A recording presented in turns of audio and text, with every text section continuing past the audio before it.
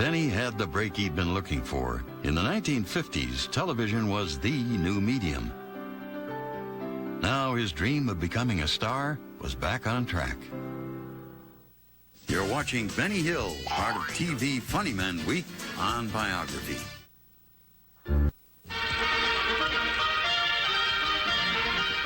By 1954, Benny Hill was Britain's best-loved comic. Ladies and gentlemen, it's time for the Benny Hill Show. The shy 30-year-old with a risque sense of humor was his country's favorite. He wanted to get on television very badly. And when he got on, he became the first English comedian to be made by television, because all the other comedians before him had been made by radio. I owe pretty well everything to television. It's given me great opportunities outside television. It's given me the chance to appear in a West End show. I've done my first film. And, well, it's done one thing for me that I'm very grateful to television for, and that is that it's given me a lot of friends out in the north of England. Before he became a TV star, Benny remembered that he had died a terrible death with his solo act in the theater in the north of England. My agent said, you're going to play this theater again, you know, but you'll be topping the bill this time. And I said, I'm not going up there anymore. Anyway, he talked me into it, and I went up there and went on the Monday night, and they were really fabulous. They were the most wonderful audience I've ever played to. I thought they were kidding at first. I thought they were taking the mic out of me, you know. Here we have the barbell, sir. There we have the weight. That's for getting your weight down so you keep... Television, not the stage, was Benny's real home. Get the camera on that. Look at that. Look. Look at that.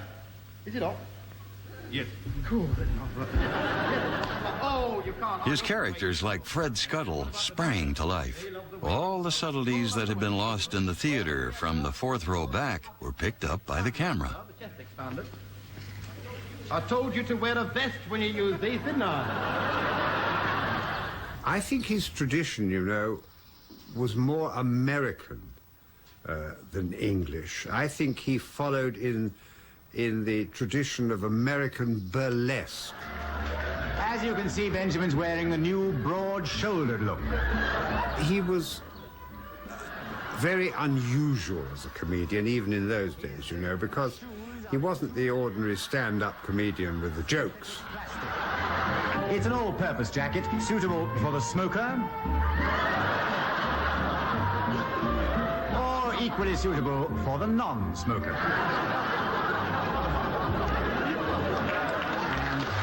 It was also Benny's attention to detail that made him TV's golden boy. He found new ways to use the new medium that delighted his audience. He was a great innovator in the early days of television. And he was the first person to do 3 characters in one scene, or it was 4, I think, when he did Jukebox Jury.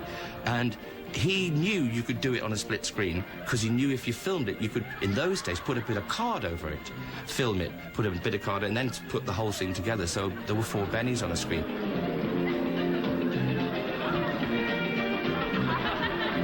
Benny worked hard at making his humor look effortless. He brought new life to old material with his sharp observations that found the audience laughing at itself.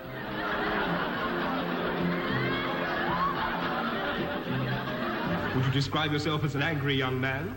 No, I don't think so, no. I am. He teamed up with budding writer Dave Freeman. What makes you angry? Oh, I thought you said hungry. For 10 years, they collaborated, living in each other's pockets. It was the only time in Benny's life that he shared the burden of originating his comedy. There was nothing affected about him. He was very down to earth. He was like the chap who might work on the next bench in the factory. But he was a craftsman. Benny had perfect pitch in music and a way with words. In 1961, this song reached the top 20. I went to view a lady's house. She handed me the key. She said it's to be let as it stands with all that you can see. I said, are you to be let with the house in a very saucy tone? She said, I'm not to be let with the house. I'm to be let alone. Benny's many faces and suggestive eyes were made for TV. Oh, we know it's right, it's in black and white, and it's all written down in my diary. Show business was his entire life. It was really all he thought about. It obsessed him, and he thought about it early morning till late at night. He had very few hobbies. He didn't read much. He'd go and see films and he'd go and see shows, but always with an idea whether they would inspire him into doing something.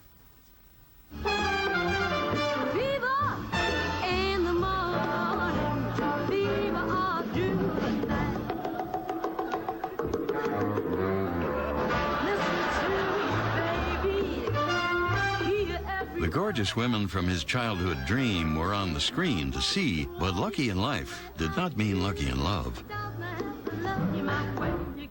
On his first tour with Reg Varney, Benny met Elizabeth English, an actress from the theatre next door.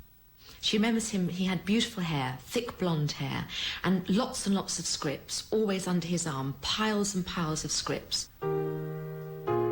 But it was a dancer from her show that Benny fell in love with. One night he proposed marriage, but was turned down. He was very upset and trying to get a message through via my mother to this lady, and didn't work out. So my mother took him for a cup of tea and fish and chips or egg and chips to cheer him up. But he was very sweet and very sensitive young man. To the outside world, Benny was the funniest man. It was a role he played to perfection.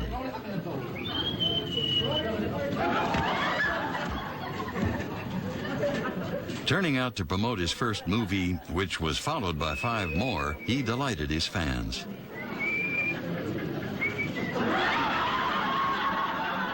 But the real Benny was always happiest away from the celebrity spotlight. Self-taught and fluent in 4 languages, he spent months abroad, often touring Europe's fiestas, theaters, and circuses, looking for new material for his shows. All his life, he traveled alone. Comedy was to be his only mistress. He hated responsibility, and I think he hated it because he felt it distracted him from work. He thought he couldn't be thinking of a show or what he was doing if he had to worry about the plumbing in a house that he owned or the roof leaking, and so he always rented accommodation so somebody else could look after that. He wouldn't have a car because he felt cars went wrong and you had to take them to the garage, or somebody gave you a parking ticket, and that would distract him. Comedy had made Benny rich, but he had no use for the trappings of success. Benny kept everything as long as it worked, be it a telephone or a 20-year-old pair of shoes. Generous to friends in need, he was austere with himself. We never spent anything, and in fact he was rather suspicious about money. He was suspicious. I could remember we put him with our accountants, one of the biggest accountancy firms in London. And because the managing director of this huge international accountancy firm went racing on a Saturday afternoon, Benny was very worried that he was spending his money at the races and that he'd lose it all.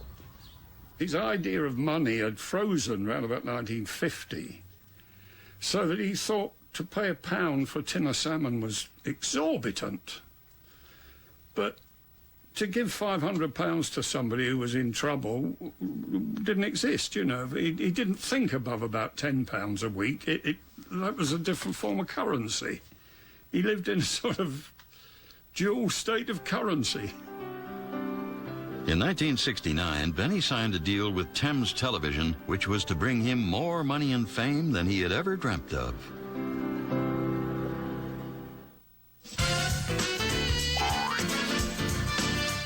He used to watch television 24 hours a day. 24 hours a day, and tape it when he went to bed. It sounds odd to any other human being, but his life was television, and his life was watching things, and it would always spark off some writing in him. His eyes were everywhere, and he saw things in people just doing ordinary, everyday things at a bus stop that he'd write down, and they would go into a sketch. If he was at a cafe or if he was walking up the high street, he used to have a newspaper with him, and it would be blue with ink by the time he came back. When he was traveling, Benny sent his scripts back to the studio on anything that came to hand.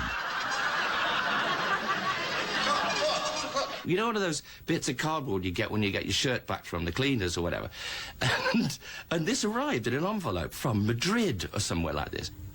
And we were reading it, and I went, that looks like bloody Glate, something or the other. And we studied this all day long, and suddenly we went, of course, he's a Chinaman, a stupid area. Why you no risen? And that's the kind of thing we used to get on bits of anything, backs of envelopes, you name it. That's how Ben's scripts arrived from all over the world. You've just arrived, sir? I got a fright.